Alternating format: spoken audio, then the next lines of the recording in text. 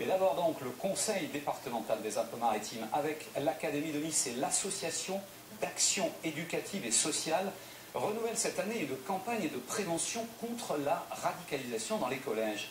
Les jeunes élèves et les professeurs reçoivent un kit qui peut permettre de détecter les premiers signes d'une radicalisation d'un camarade. Ils visionnent aussi un film qui s'appelle La Vague. Ce film décrit un processus d'endoctrinement. Jean-Christophe Routier avec Éric Jacquet. La Vague, c'est le titre du film. Qu'est-ce que l'autocratie? Une idéologie? Le contrôle? La surveillance? La discipline, monsieur Wenger. Donc on verra jamais une nouvelle dictature. C'est ce que vous dites. C'est pas possible. On nous a assez mis en garde. Le scénario est d'une extrême précision. Il met en lumière les rouages qui mènent à toute forme de radicalisation.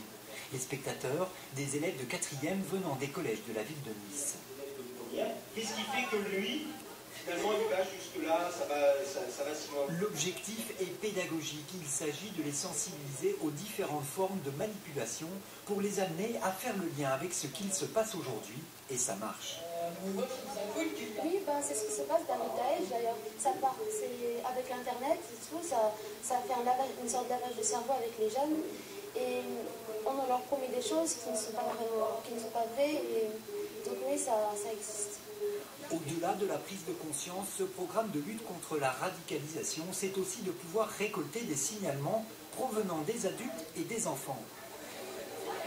Souvent, nous avons des informations qui viennent de la part des enfants, qui ont entendu d'autres camarades qui ont envie de partir, qui tiennent des discours inquiétants ou qui font très simplement l'apologie au terrorisme.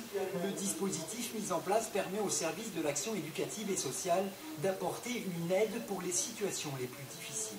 Nous, notre travail, ça va être de les repérer, d'établir un lien de confiance qui va nous permettre ensuite de mener une action éducative, de façon à faire vraiment une évaluation complète de la situation familiale et des risques de potentialité ou de potentialisation, on va dire, de la radicalisation.